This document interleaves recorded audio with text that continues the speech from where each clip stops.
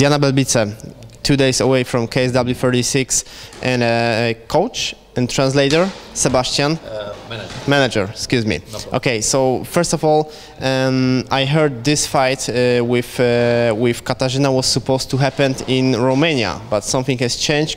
Could she explain what has changed? El a zis că, în mod normal, lupta asta trebuia să fie în România și dacă poți să explici ce s-a întâmplat, știi, de ce s-a mutat aici la KSW, știi? Nu știu de ce lupta nu s-a ținut la mine în țară, dar nu mă deranjează, nu am nicio problemă dacă lupt pe terenul advers, sunt pregătită și asta e cel mai important. She don't know exactly why things change, but she's happy with this. She likes to fight in the opponent home court, you know. So she's very happy to fight here and is prepared for everything. I believe there's a big need in KSW to have the female face of KSW, because right now the ex-champion Karolina Kowalkiewicz left to UFC, so now they thought that maybe Katarzyna will be the face of KSW, but she lost. So is she interested in this position? Ei au nevoie acum de o imagine feminină al KSW, știi? Și dacă ești interesat de acest lucru, să devii tu imaginea lor. Cu siguranță, consider că este un pas în față pentru mine și de ce să nu îl fac? Of course, why not? She's a step forward. It's already Romanian face of MMA, so why not also Polish face of MMA? So I also heard she will be the face of her city as a honorized citizen. Could she tell the story behind it? Am înțeles că o să fie cetățean de onoare. Poți să spui povestea din spate? Nu este o poveste anume, mă bucur că cei din zona mea, din orașul meu, mă respectă și mă ajută în acest caz. Este o onoare pentru mine să fiu acolo și mai ales că ei mă susțin. Contează foarte mult pentru motivația mea să-mi fie alături. It's not a special story. The city of where she was born loves her, sustain her, you know, help her for doing forward. So she's very happy for them to notice her that what she done in the sport. So how about her opponent Katarzyna? What did she find out about her as a female fighter? Ce părere ai despre adversara ta și ce ai aflat despre ea ca și luptătoare? Am o adversară puternică și lucrul acesta mă bucură.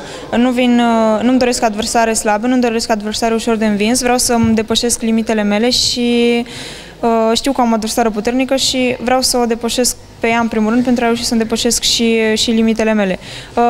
Consider că sunt suficient de pregătită pentru acest match și chiar cred că victoria mea aparține.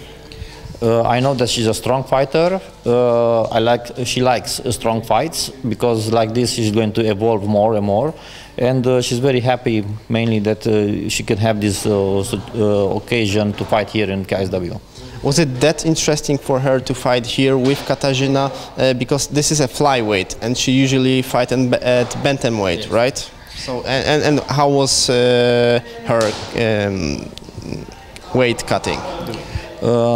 Întreabă cum a fost slăbirea pentru tine, că tu de obicei lupți la o categorie un pic mai sus și cam asta e. Datorită antrenamentelor intense, slăbirea a venit de la sine. Am slăbit ușor, destul de ușor, nu am avut o problemă. Înainte luptam în categoria mea, adică dacă aveam o greutate, acolo luptam. Acum, pentru câteva kilograme în minus, nu a fost o problemă.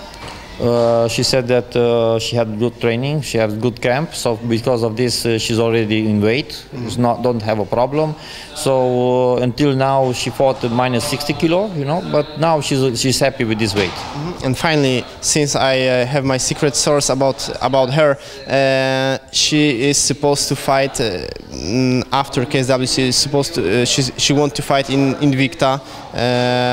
Could she also share some information about this? În sensul că după KSW poate merge spre Invicta. Ce părere ai despre asta și... Cum am spus, un pas în față e întotdeauna binevenit. Sunt dispusă să iau fiecare meci în parte, nu contează la ce nivel e, atâta timp cât fac un pas în față.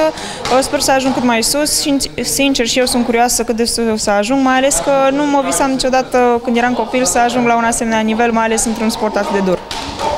She said that any step forward is a step good for her because she wants to test her limits. So she never dreamed that when was a small child in the city that she can be here, she can do this business, this tough sport. So she's very happy and she's open all the challenges. But is there a specific date or opponent for Invicta? This I can answer myself because I'm a manager. So we don't have exactly the date. We are waiting to end this year because she will fight here. Then she will fight in Eriksek, Romania in December. So all the things that are going to happen is going to happen from next year. So I wish you all the best. Good luck. Thank you.